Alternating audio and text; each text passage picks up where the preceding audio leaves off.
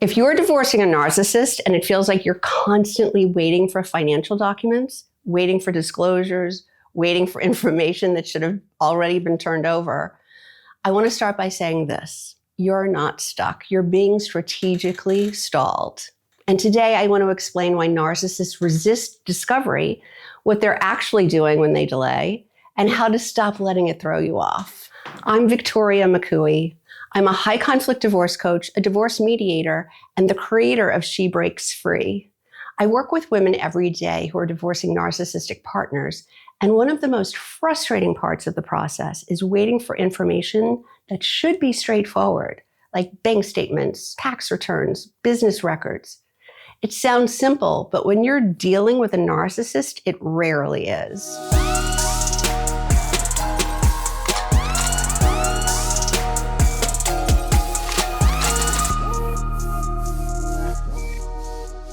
So let's start with what discovery actually is.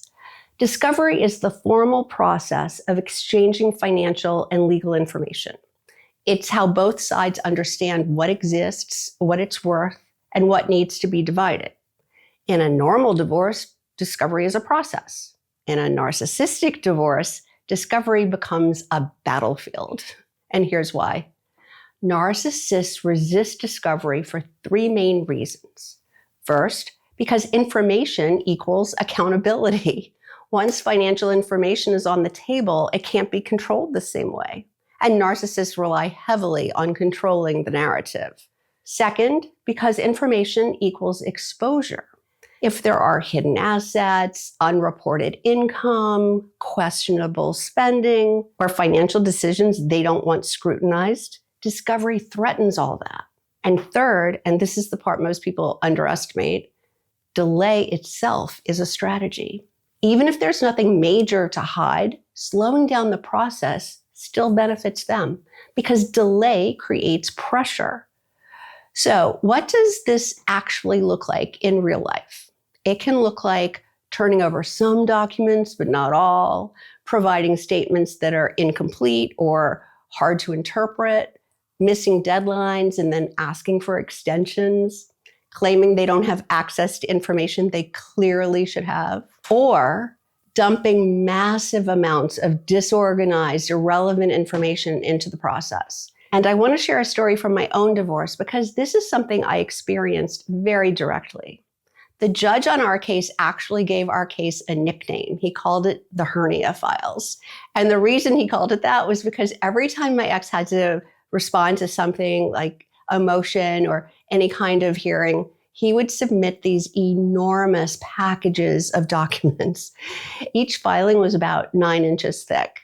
And I'm not talking about relevant financial disclosures. I'm talking about every receipt, every bill, pages and pages from a phone message notebook that we had kept for years.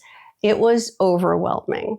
And on the surface, it looked like he was being incredibly thorough, like, look at all the documentation I'm handing over. But in reality, it was smoke and mirrors. It was an attempt to do two things.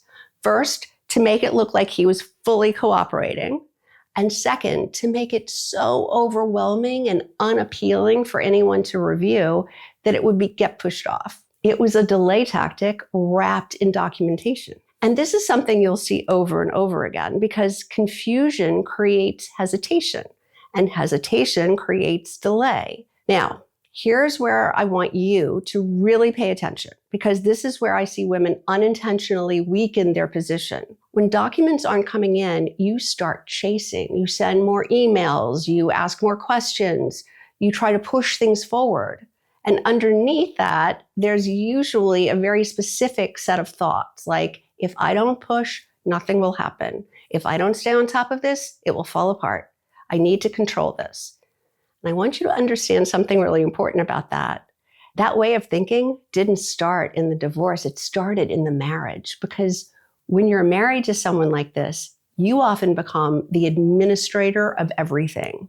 If you didn't pay the bills, they didn't get paid. If you didn't schedule the appointments, they didn't happen. If you didn't follow up, organize, manage, and track everything, it didn't get done. So you learned, if I don't handle this, it won't happen. I can't tell you how many women have come to me saying, He can't do that. He doesn't know how to download this stuff. He doesn't know where it is. He doesn't know how to get it. He doesn't know how to call the bank. I have to do it for him, right? We're conditioned to believe that we have to do everything. It's weaponized incompetence, right? They have made you believe that you have to do this for them. And that role becomes ingrained in you. So when you enter the divorce process, you bring that same mindset with you. I have to stay on top of this. I have to manage this. I have to keep things moving. But here's the shift. In divorce, especially with a narcissist, that instinct can actually work against you.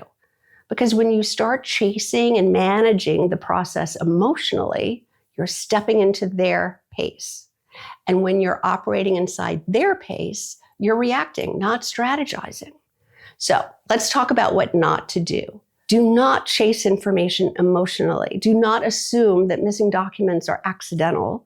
Do not try to figure it out on your own. Do not accept incomplete disclosures as sufficient. And do not let frustration dictate your next move, because all of those things keep you inside the loop. So what does the shift look like? You stop treating discovery delays as personal and start treating them as procedural. You rely on the process, not the person. You let your attorney handle enforcement. You document what's missing. You stay consistent, and you allow time to do its job. Now, I know this can feel uncomfortable because there's a part of you that still believes if I don't push, nothing will happen. But what's actually true is this. The legal system is designed to deal with noncompliance. Not perfectly, not quickly, but over time. Patterns matter.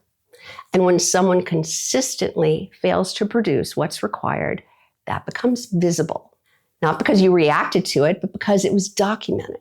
And that's the difference between reacting and positioning. Now, let's talk about what changes when you approach this differently. When you stop chasing and start documenting, you conserve energy. You think more clearly. You stop feeling like you're losing every time something is delayed. And you begin to see the bigger picture. Because discovery is not a single moment. It's a process that unfolds over time. And when you stay grounded in that process, instead of reacting to every delay, your position becomes stronger. And this matters in court because courts are not just looking at what was produced. They're looking at behavior over time, patterns, consistency, compliance. And when one side is organized, consistent, cooperative, and the other side is delaying, disorganized, non-compliant, that contrast becomes clear. Not immediately, but over time. So if you take one thing from this video, let it be this. When a narcissist resists discovery, it's not because the process is broken, it's because delay and confusion give them control. And when you stop reacting to that delay and start anchoring yourself in process and documentation, you take that control back. If this is something you're facing and would like some guidance, you can book a breakthrough call with me. There's a link in the description below where you can get right on my calendar. Did you find this information helpful? I hope you did. If you liked this video, will you please give it a thumbs up? And don't forget to subscribe. Thank you so much for watching. I've linked a couple of other videos here that I think you might also like, so I hope I see you in the next video.